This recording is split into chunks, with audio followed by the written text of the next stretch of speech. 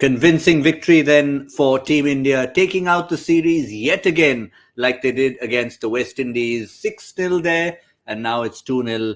8 games in a row, including the ODIs, and of course, that takes their winning streak in T20 international cricket to a whopping 11. And that has been very, very commanding from Team India indeed. Let's just remind you, it was not easy peasy by any means. 183 for 5 in 20 overs was decent, probably more than decent, but a variety of factors, mainly the fact that India's commanding batting lineup, despite the loss of Rohit Sharma and Ishan Kishan, took it home with 2.5 overs to spare. That's how impressive Shreyas Iyer and Ravindra Jadeja were in that partnership at the end. 7-wicket victory, but overall it's not just a 7-wicket, it was a commanding victory and a series win as well. Here on Cricbuzz Live, Zaheer Khan, Dinesh, Karthik join me. And DK, I'm going to come to you first. I must confess, when you said, look, they've got a good score, but wait and watch what India do when they come out to bat. I honestly felt you were just being patriotic there. No, I mean, I knew that it wasn't going to be easy, but it wasn't going to be hard either. This ground, the ball travels, as I said, great wicket to bat on. A lot of the times the edges will carry. So I was very sure that we were going to win it. It was only a question of, I believe that they would win it with 2 overs to spare. I think they've done one better by winning it with almost 3 overs to spare. Fabulous batting. You can see, in bilaterals, the absolute depth of Indian cricket just comes through shining in every way. No matter what the 11 is, no matter who the set of players are, you can do what you want. But in bilaterals, any traveling team will tell you India is the team to beat in the world right now in most formats when they come to, our part of the world. In our neck of the woods, fast outfields, great wickets to bat on. We are absolutely, at times, an opponent captain will feel exactly some of the facial expressions that Dasun Shanaka had. Aghast, completely flabbergasted with what's happening. And, I've seen that in quite a few opponent captains who traveled. And, Sanju, Shreyas and Ravindra Jadeja, all 3 different phases of life. I mean, Shreyas obviously trying to make the mark. Sanju Samson coming after obviously a bit of a break. Ravindra Jadeja coming back after an injury. But all 3 batted like they've been batting for about 4 years on that same wicket. And that just shows how good the wicket was and what a strong Team India is. Yeah, I think that summed it up at the end, Zaheer. We talked on Cricbuzz Combox about how it would be a blessing in disguise for Team India. The fact that Rohit Sharma, Ishan Kishan, both of whom you are very familiar with, both didn't come off today. So it was an extra challenge for Team India. Can Shreyas stay there till the end and take them home? Can Sanju Samson provide them a platform? And then can Jadeja just make it look easy? And they all answered. Well, you look at the halfway mark of the innings, in this run chase, 10 overs, 80 runs. You knew that, by 15 overs, we were saying, they have to just get to a platform, which is going to make things easier for them to capitalize on the last 5 overs and get Indian team home. But they managed that in 7 overs. I think, that shows the strength. And also, the not having a great start today, losing that wicket early on, and then consolidating from there is also something, you cannot plan. You need individuals to be in those kind of scenario situations, to be able to understand, what it takes. But I think there seems to be sense of calmness also around when they are building those partnerships. So that is something which was heartening to see. It was clear that they had roughly planned around to be around 80 runs by end of 10 overs. So when they were away from that, Shreyas Iyer taking those chances to left arm spinner, hitting back-to-back sixes is something which was the highlight because he knew otherwise the team would have been behind 8 ball. So that those are the things matter. That is something which is an indication of what kind of chats you're having as a batting group. So that understanding was evident from that kind of approach. Sanju Samson, once he was through that phase of maybe that nervous energy or maybe that pressure, After that, understanding and taking Lairu Kumara on in that over, and not only stopping there, he wanted to keep going, and that was like a very clear cut plan, which was shown by the approach and the intent which Shreyas and Ravindra Jadeja shown. Uh, when you know that it's just a runner ball, you don't want to be taking risk, but that wasn't the case. You wanted to finish the game and show your authority there on the game. So that is something which was a great positive, I would say, from this game. It's not about just winning; it's just about planning and sticking to your intent through and through. Yeah, I think authority is the one big word I'll take out of Zaheer's description there of India's victory. But if you look at Shreyas Iyer, I mean, it's inevitable, DK, that IPL is in the air. I'm sitting here in Kolkata. There'll be a few smiling faces in the city, and among the franchise, a part of which you've been an integral part. Look, I think obviously Shreyas Iyer is a solid player. I think he's a terrific captain as well. He's somebody who led Delhi Capitals very well, I thought, considering from where they were to where he's brought them over a period of time. And look, I think every franchisee has a couple of players, at least in the Indian team, and everybody is happy at some point. If you take Rajasthan Royals, they'd be very happy with how Sanju Samson went. Ravindra Jadeja will keep every Chennai fan smiling all the way, and Shreyas Iyer obviously putting a smile on your face like most Kolkatans' face. Venkatesh Iyer doing fabulously well.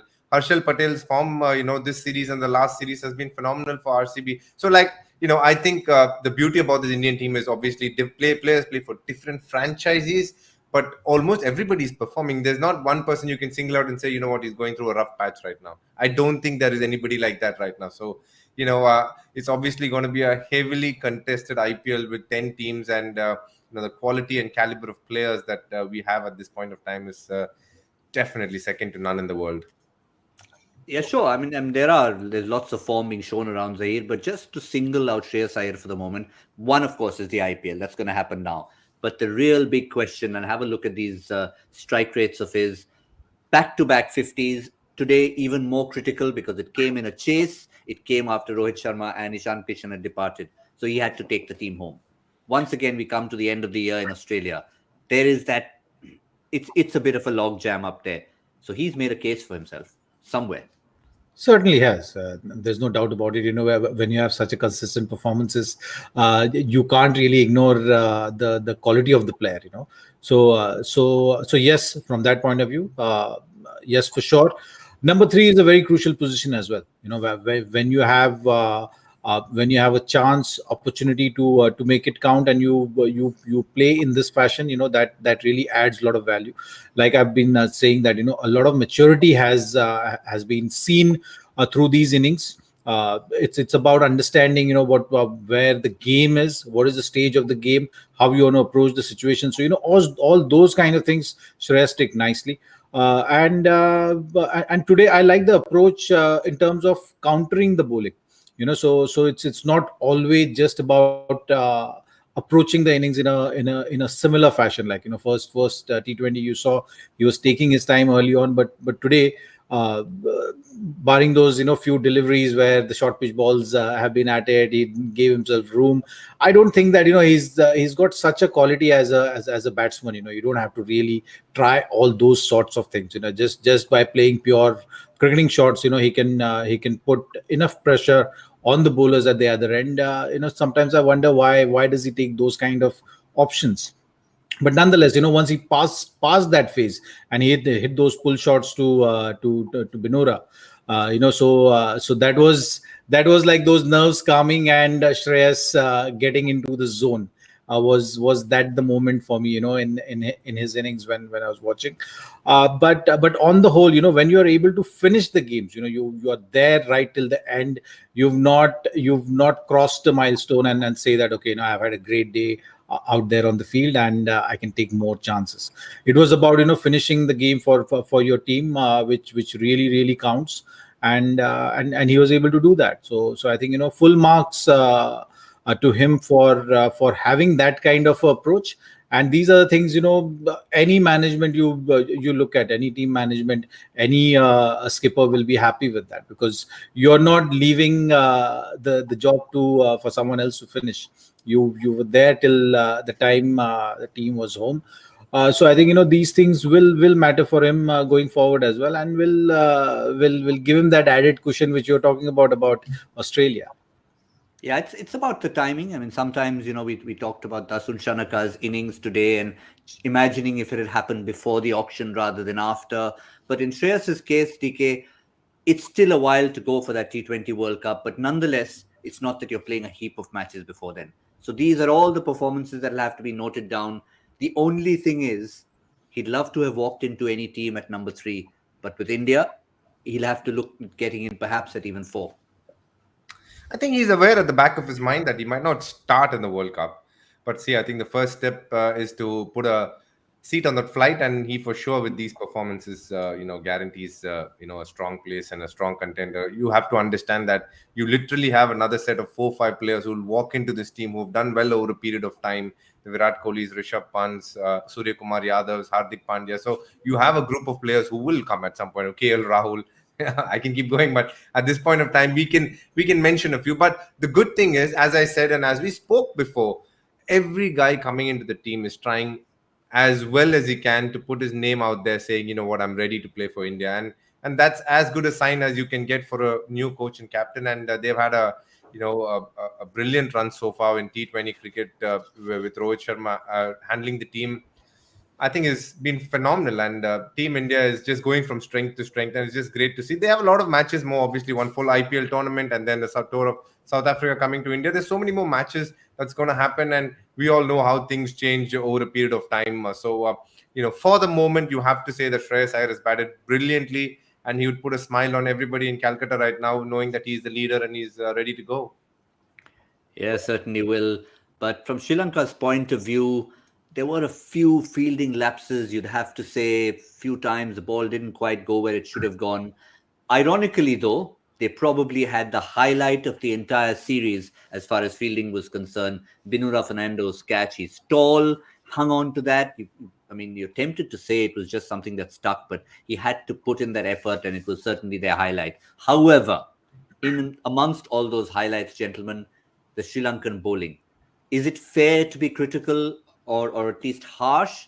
Or do we just say that India were too good and the surface was just too good? Zaheer?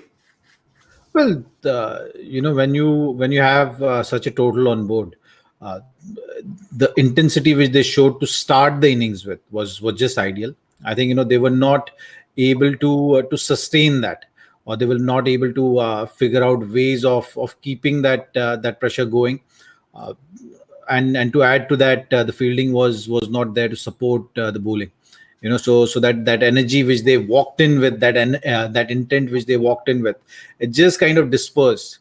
And after that, it was very difficult for Shanaka also to keep things under control. To add to that, you have batting of Shreyas Iyer the way he was batting, and then Sanju Samson joining the party, and then Ravindra Jadeja showing that sublime form. Like it was as if he was not injured for such a long time, having not played for a long time.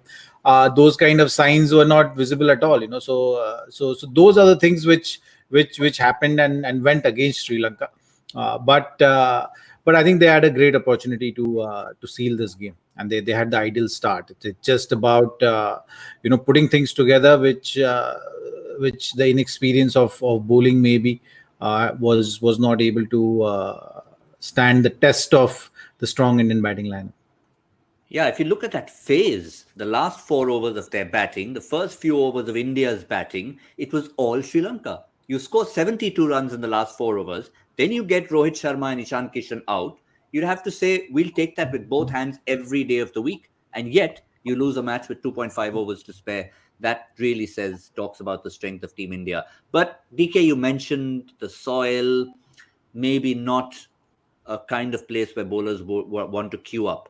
So if we have to say that we're not blaming the bowlers, could we look at, say, someone like Harshal Patel, who's so good at the end of the innings, and say, if he does get wickets like this, he'll have to try and adapt differently, or what could he have possibly done? Look, At this point of time, obviously, is his stock delivery, and his strongest delivery is a slow one, which people find it hard to pick. So it's good that he's playing these kind of games right now, because right now, the amount of games that he's played over time has enabled him to get away with the slower delivery a lot. When he plays a few games in these kind of wickets, he'll realize that, like, just like how Bumrah stitched that over together, he bowled a slow one, then he got in two Yorkers, then he bowled another slow one, and then he got in another couple of Yorkers. So he might have to turn around his strategy a little bit, because he's got a very decent Yorker, and with his action, the ability to bowl a leg stump Yorker is very good. So he's got that skill, and he obviously isn't shy to bowl the odd bouncer as well, because he, I think, obviously can bowl mid 130s, which is decent speed. Yes, some days he will get hit for runs, and that's happened with any bowler, and that's the day today for him. So I don't think we should judge him too much. What he's really shown well over a period of time, especially in these T20 games, is his ability to understand and adapt to pressure. He was put under pressure. At least he bowled in times when India were under pressure, and he delivered. And that's a very important skill to have when you're especially trying to defend a total. You need somebody who's able to stop teams at 440, 445, and Bhuvi and Harshal have shown that in the last series against high quality batters in Calcutta, which was a very similar wicket. So they have the skills. This could be just one of those off days, and I don't think if I was Harshal Patel, I'll be too fussed about it. I think he's bowling well. The good thing is, when you read up about him, you do get the feeling that he's really sorted in the head as well. So when those kind of bowlers are there, they'll adapt and they'll understand what needs to be done very, very quickly. Yeah, I mean, I think with Australia ahead, you'd want a performance like this where it's not a big game, it's not in the World Cup, it's a bilateral series, it hasn't cost you the match, so you take those positives in a sense, Zaheer. But if you had to advise him, or maybe you prefer to advise him at the end of the IPL, but if you had to give a few words of advice with the T20 World Cup in mind, what would it be? Look, JB, I think you judge the match, okay, basis what's happened in the both the innings. So you look at today's match and say that, like, with the new ball there was help for the bowlers. After that, it was getting a bit easier for batter to counter or put you under pressure. That's what we saw from both the innings. So it was going to be a tough day for bowlers, and in this format, all the bowlers need to be thick-skinned. There is no other way of dealing with the format. You are going to have tough days. So in Harshal's case today, it was the tough day, and the margin of error on these kind of tracks is less. So you just have to go and figure out on the hindsight what you could have done differently, and apply the next match, which is just tomorrow. So there's hardly any time in between as well, which is actually a good thing, because for you to get out of any tough performance, any hard days play, is to go out there again and rectify that. So I think from that point of view, if you have that kind of approach, which Harshal has shown. You've seen his progress through the years, and I've been seeing him since my RCB days. When he was a youngster in the squad and would approach, he's come a long way from there. And you just things don't just happen in this fashion, because you've been working towards it, because you've been analyzing. So he's got that kind of approach to the game. I'm sure it's just about understanding what he could have done differently, or how he would have mixed it. When you're bowling those kind of slow one deliveries, you got to be spot on with that as well, and that dip also has to be there. Dharamshala is a high altitude ground as well. So the ball travels also differently. Like you're seeing those sixes being hit, and the ball traveling the distance is the same thing when you are delivering deliveries also. So whether it's Yorker length or the slower one, you might need that little bit of adjustment, which Harshal needs to do. I don't see it as an issue in terms of execution of things, or how he's approaching his bowling.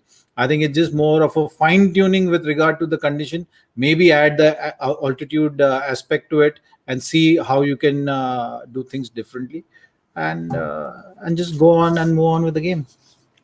Well, I hope you're listening, Harshal. Certainly, the Sri Lankan camp is watching our show, and at some point in time, we'll get this advice across to him. But overall, great win for Team India. Series in the bag. Once again, we asked the question. We asked it in the ODIs after 2. We asked it in the T20s after 2 against the West Indies. And we'll have to ask the question now.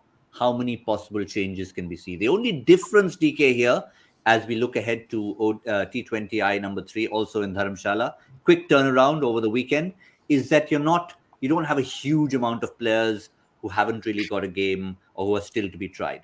So maybe just a couple here and there. I can think of a Bushnoi, maybe uh, just a couple of names, and an Avesh Khan or a Siraj to come in there. Okay? Yeah, definitely. I think there's not going to be too many changes in the batting. I think obviously the Deepak Hooda is yet to bat. Venkatesh Iyer hasn't even batted this series. So I have a feeling that if at all there's going to be changes, it'll be more in the bowling department. I definitely think one of the medium pacers will be given a break. Siraj Avish Khan will have a great chance, and maybe Chahal will be given a break, and it'll be a toss up between Bishnoi and Kuldeep. In the last two series, the only guy who hasn't played T20 so far has been Kuldeep, so maybe he'll get an opportunity, or a Bishnoi. So I don't think there'll be any more changes to the batting per se. Yeah, I mean, since we had a long discussion, Zaheer, about Harshal, it's the kind of situation where you'd want him to play another game and say, listen, 24 hours ago, here's your chance, same conditions, see what you can do, see what little tweaks you can make. So you'd want to see him play. Absolutely, I think there will be just maybe one or two changes here. Chahal for one, he might be rested, and then one of the bowlers, maybe Bhuvneshwar Kumar, because that's been the pattern. If you've seen today's bowling stack up as well, Rohit had gone in the exact same fashion. You've seen Ravindra Jadeja also been promoted to number 5. So looks like that's the kind of direction team has decided to go in.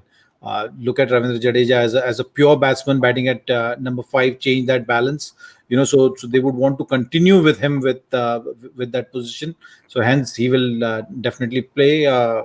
These couple of changes in the bowling lineup is something which we are expecting, unless the captain himself decides to take a game off. Then we might see something different. But other than that, I think it's just about how they are seeing, what kind of planning they want to do, who do they want to include, who do they want to give some game time. Those kind of discussions will happen. Well, they got less than 24 hours to figure that out. Yeah, you're not going to be able to get Jadeja out of this team in a hurry. Now that he's made his comeback, now that he's performing the way he is, I think he'll just stay there. He'll just stay overnight. Everyone else will head to the hotel. He'll pack himself a nice little sleeping bag on the boundary line and say, I'm not leaving here. I'm just starting from where I left off. That's the kind of at-home feeling you got from Ravindra Jadeja in this game. Sri Lanka, well, they didn't have the worst outing in the world. It was just they were beaten by a better side on the day. And they seem to have got their 11 more or less in place. At least that's the way I see it, TK. The addition of Danushka Gunatilaka and Binura Fernando seem to make a difference overall to the team. Yeah, I think Danushka Gunatilaka definitely. Binura Fernando, obviously, the fact that he's a left-armer brings a different angle and a different sort of approach to bowling at this point of time. But you do feel the headband. Oh. Yeah, obviously the look as well. Overall, I do think Sri Lanka's bowling, you can't fault them too much. We know that this ground, you're going to fetch a lot of the time, so you can't be too harsh on them. And there's not too much for the spinners as well. I do think in the batting, they need to sort out the middle order a little bit. It does feel like they're very dependent on a few batters, so they might want to have a look at that. Yeah, Zaheer, you concur with that? I mean, not that they have that many options. If we have a look over here, they've tried the leg spin of Jeffrey Van der Save, Jai Vikrama as well. They don't have the option to go back to any of the guys who are down with COVID or injured. So that's why they're kind of restricted in terms of choices. So it looks like their 11 is virtually sorted. They are a bit restricted. There's no doubt about it. So that's why, rather than getting into that, I think they will be looking to find some positives from today's game, and would want to build on that. That will be the approach. They've done a lot of good things with the bat today. Got to the total of 183. Now they will be thinking maybe some kind of progression from there, and with regard to bowling, might make a change here there.